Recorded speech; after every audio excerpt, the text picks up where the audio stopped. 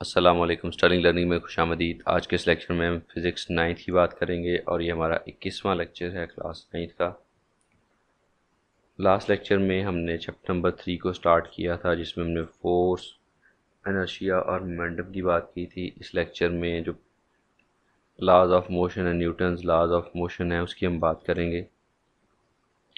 Newton was first to formulate the laws of motion known as Newton's laws of motion. इससे पहले बहुत सारे लोगों ने मोशन पे काम किया था और उन्होंने शायद इस तरह की ही चीज़ें जो हैं उनको डिस्कवर कर लिया था, लेकिन न्यूटन जो पहला बंदा था जिसने उसको प्रॉपर एक फॉर्म में ला के लोगों के सामने पेश किया और फिर वो एक एक्सेप्टेबल स्टैंडर्ड बन गई।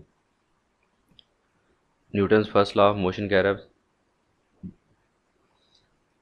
First law of motion deals with the bodies which are either at rest और मूविंग विद यूनिफॉर्म वेलोसिटी। ठीक है, न्यूटन्स फर्स्ट लॉ जो है वो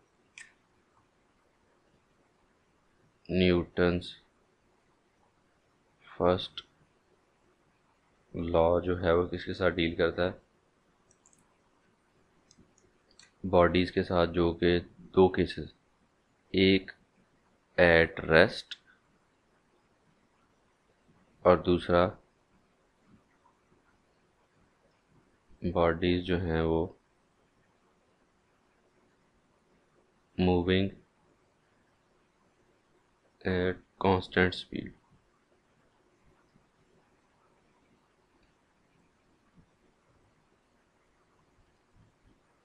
क्यों ये ऐसे क्यों करता है? According Newton's first law of motion of body at rest remains at rest provided no net force acts on it. Net force की बात करता है कि उसके ऊपर जो फोर्स है वो नहीं लगती तो रेस्ट पे रहती है, और अगर किसी बॉडी के ऊपर फोर्स लगती है तो वो रेस्ट पे नहीं रहेगी। या जो बॉडी मूव कर रही है कंटिन्यूस स्पीड के साथ, वो अपनी स्पीड मोशन को जारी रखेगी अगर उसके ऊपर कोई नेट फोर्स एक्ट नहीं करेगी। ठीक है, अब नेट फोर्स क्या है? यहाँ पर साइड में उसने एग्जांपल दी हुई है, डेफिनेशन दी हुई है। नेट फोर्स जो है नेट फोर्स जो है वो क्या होती है? रिजल्टेंट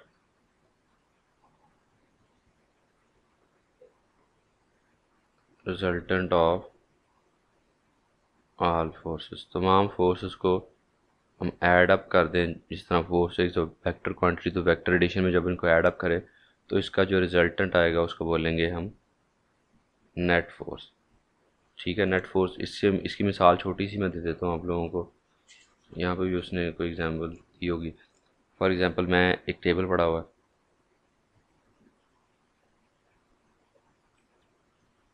ठीक है,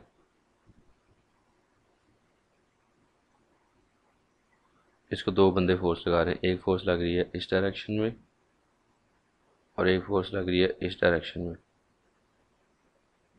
तो ये हमने पीछे पढ़ा था, इसमें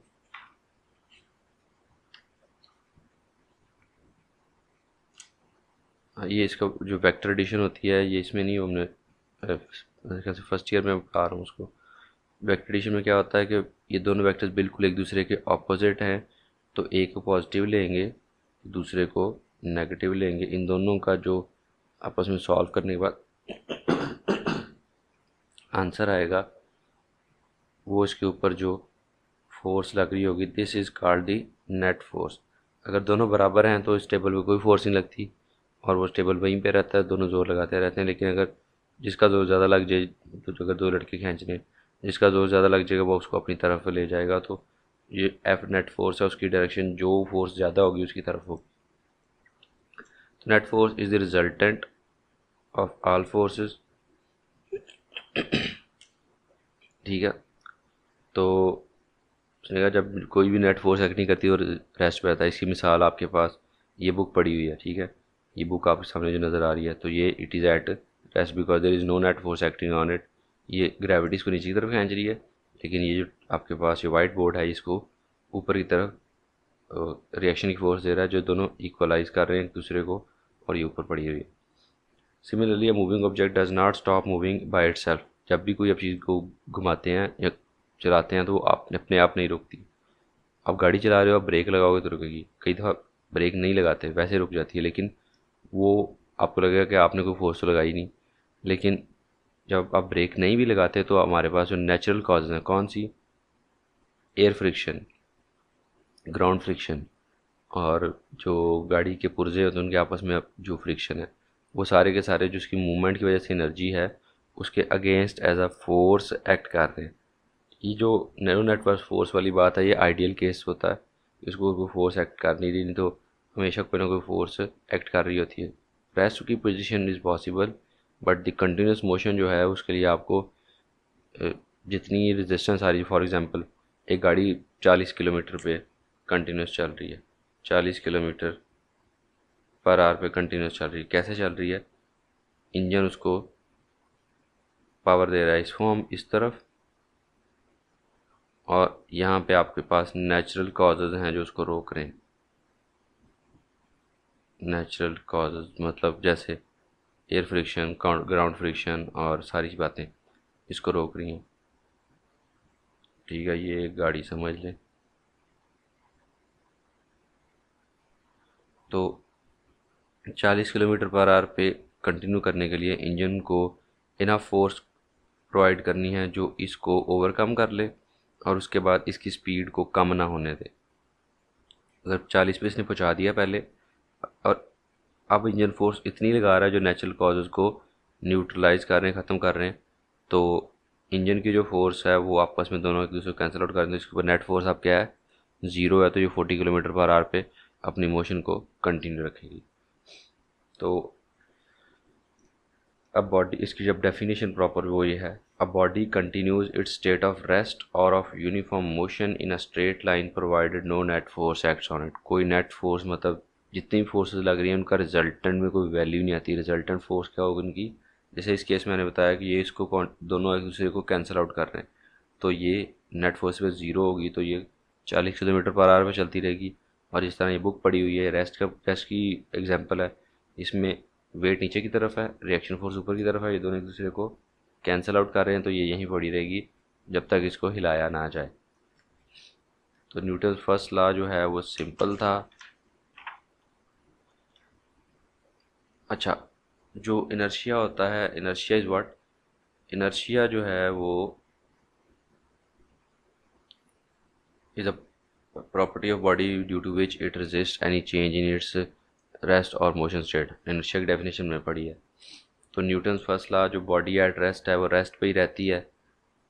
क्यों रहती है रेस्ट पे, क्योंकि वो अपने आप को वहाँ पे स्टेबल कर रही है। उसकी इनर्शियल प्रॉपर्टी है कि वो रेस्ट पे ही रहेगी, वो अपने आप को रेस्ट से तब्दील नहीं होने देगी इन नॉर्मल कंडीशन। अगर फोर्स ज़्यादा लग जाएगी तो वो, उसकी इनर्शिया से ज़्यादा फोर्स लगेगी तब वो मूव करेगी। और body moving at constant speed, ये क्या है, ये भी इनर्शियल प्रॉपर्टी है कि जो बॉडी मूव कर रही है उसको जो रोकेंगे तो उसकी जो इनर्शिया है उसके मैस की वजह से वो हमें रिवर्स में एक फोर्स लगाएगी। तो Newton's first law is also known as law of inertia.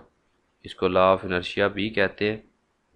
ठीक है, तो अगर ये पूछ ले what is law of inertia, तो आपने सिंपल स्टेटमेंट लिखनी है, Newton's first law is also known as law of inertia, और फिर न्यूटन्स फर्स्ट लॉ की डेफिनेशन यहाँ पे आपने लिख देनी जो भी हमने पढ़ी है। यहाँ पे लोग गलती करते हैं, जब लॉ ऑफ इनर्शिया पूछा जाता है तो सिर्फ ये स्टेटमेंट लिखते हैं, since Newton first law of motion deals with the inertial property of the matter therefore Newton first law of motion is also known as law of inertia.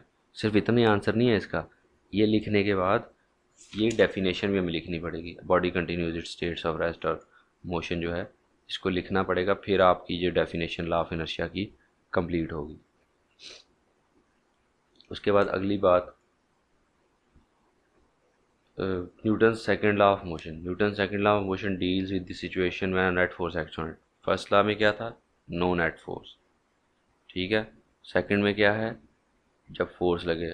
तो Newton ने दोनों केसेस को हमने किया है, डील किया जब फोर्स नहीं थी। न्यूटन फर्स्ट लॉ क्या था, नो नेट फोर्स। अब न्यूटन का सेकंड लॉ क्या कहता है,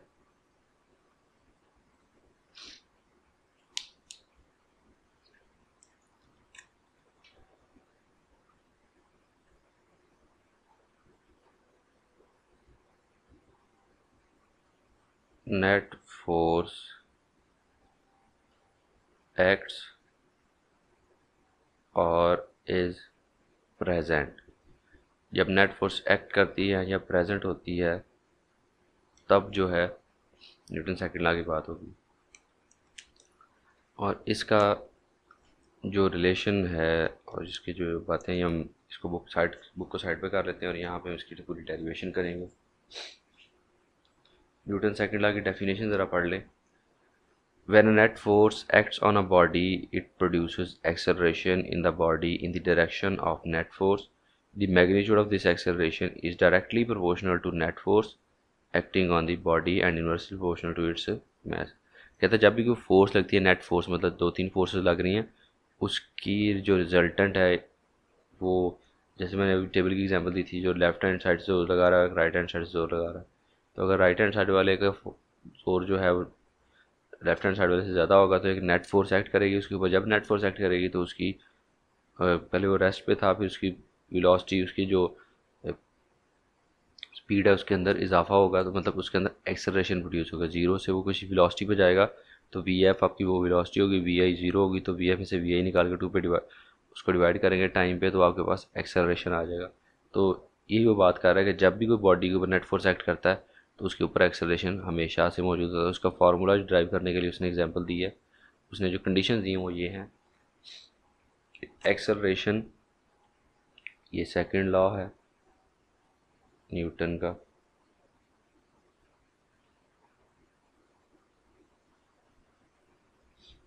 acceleration is directly proportional to force. जितनी फोर्स लगेगी उस लिहाज से हमारे पास एक्सेलरेशन प्रोड्यूस होगा। और जो एक्सेलरेशन है वो इन्वर्सली प्रोपोर्शनल है मास के। जितनी ज़्यादा फोर्स लगेगी उतनी ज़्यादा स्पीड बढ़ेगी।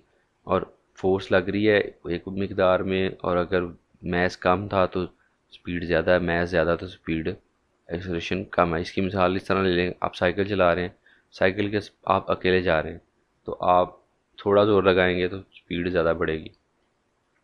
अगर आपके साथ दो बंदे पीछे और एक बंदा पीछे बैठ जाता है तो आप ज़ोर लगाएंगे तो स्पीड में उतनी जल्दी से इजाफा नहीं होगा।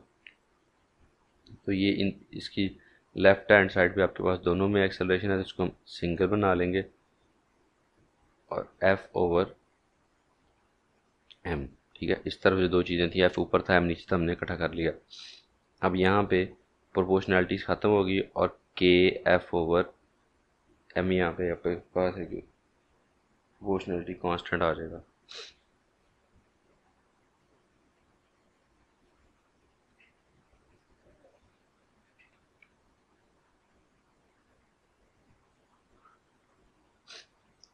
यहाँ इसको ऐसे कर लें, एफ ओवर एम। अभी इसको प्रोपोर्शनैलिटी रहने दें, के को वैसे वैल्यू को फ़र्क नहीं पड़ता क्योंकि के यहाँ पे ख़त्म हो जाएगा। मैं इसको लिख सकता हूँ एफ एम, इधर डिवाइड हो रहा था, इधर आके मैं ए के साथ मल्टीप्लाई कर दूंगा, F proportional to M into A, तो equal to K M A. और सिस्टम इंटरनेशनल में के इज इक्वल्स टू 1, तो यहाँ पे आपके पास F equals to M A आ जाएगा। Force is equals to mass into acceleration. तो इससे क्या पता चलता है, इस रिलेशन में whenever there is force there is always will be acceleration। ये हो नहीं सकता कि नेट फोर्स लग रही है और किसी बॉडी की स्पीड के अंदर इजाफा या कमी नहीं हो रही। ठीक है, this is impossible. whenever there is force there is acceleration। जब भी फोर्स होगी तो एक्सेलरेशन होगी। हम ये नहीं कह सकते, ये कभी भी नहीं कह सकते कि बॉडी की एक्सेलरेशन ज़ीरो है और उसके ऊपर फोर्स जो है वो नेट फोर्स जो है, फोर्स नहीं नेट फोर्स है वो 100 न्यूटन है। दिस इज इम्पॉसिबल क्योंकि according to this relation force is equal to mass into acceleration. Mass is a constant value. ठीक है, फोर्स लग रही है तब भी उसका मास होगा, फोर्स नहीं लग रही तब भी उसका मास होगा। तो मास पे नहीं एक्सेलरेशन के साथ ज़्यादा ताल्लुक है इसका।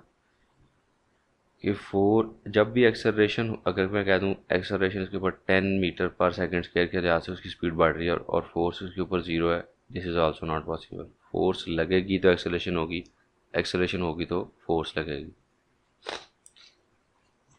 सिंपली अगर इसको पुट किया जाए तो तो ऐसा unit of force is Newton. तो न्यूटन की डेफिनेशन यहाँ पे दी हुई है, इसी फार्मूले से जो डेफिनेशन है वो फार्मूलों से बनती हैं।